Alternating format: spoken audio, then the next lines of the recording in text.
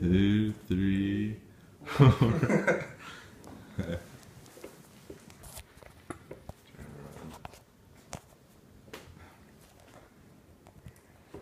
Did you know China could surpass the United States as the world's most dominant business travel market next year?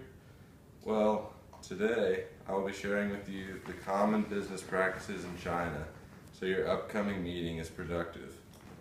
I've always been interested in China and did my research on the country and the best ways to conduct business there. First, I'm going to discuss the facts about the country of China. Then, I will tell you about the language and transportation. Last, I will talk about the proper business etiquette. It is important to understand some of the major features of China in order to intelligently conduct business there. According to National Geographic, China is the third largest country in landmass, next to Russia and Canada, with more than 1.3 billion people, making it the most populous country. As the second largest economy behind the U.S., it plays a global role in the economy. Some general knowledge about the country's political structure and person in power are equally important to a general understanding of China. First, it is located in Eastern Asia, with Beijing standing as its capital. It's governed by the Communist Party since 1949, and Xi Jinping is president. The Chinese refer to renminbi as their official currency, with the yuan as the main unit. Its literal translation is the dollar. Now that you know a little bit more about China itself, let's move on to some information about the Chinese language and some transportation tips. Historian Scott Seligman offers some advice in his book Chinese Business Etiquette.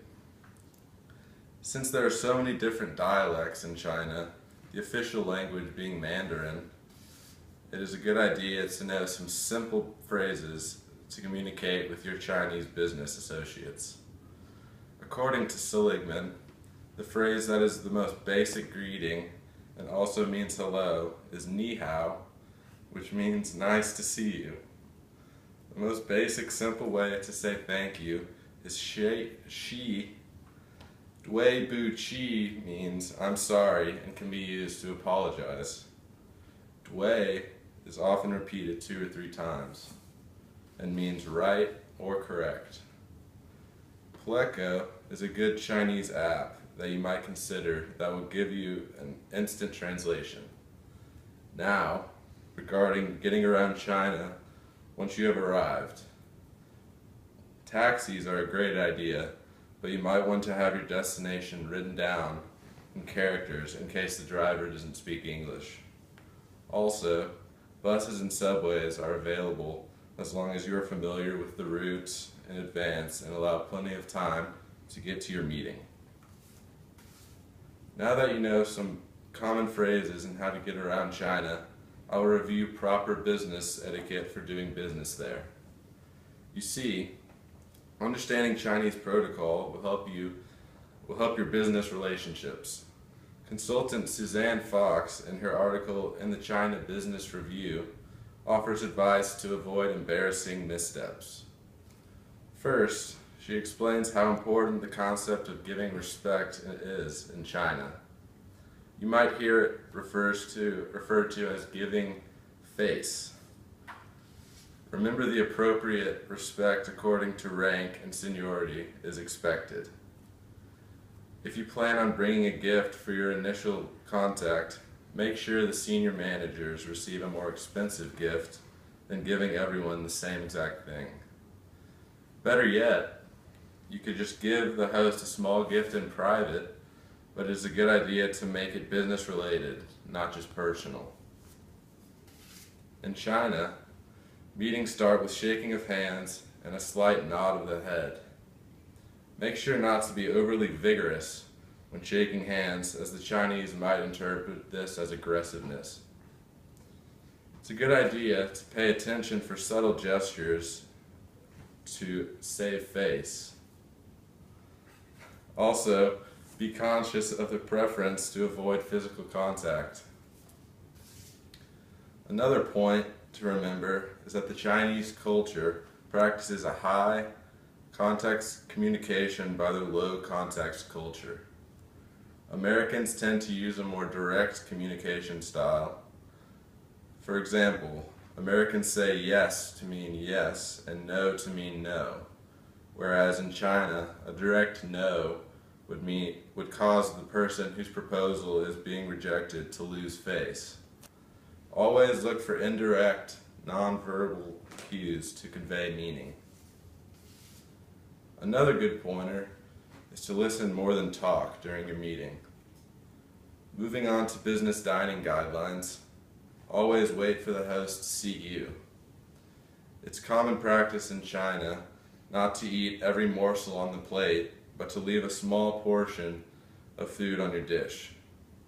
In my research, I discovered the Chinese will keep refilling your plate if you empty it.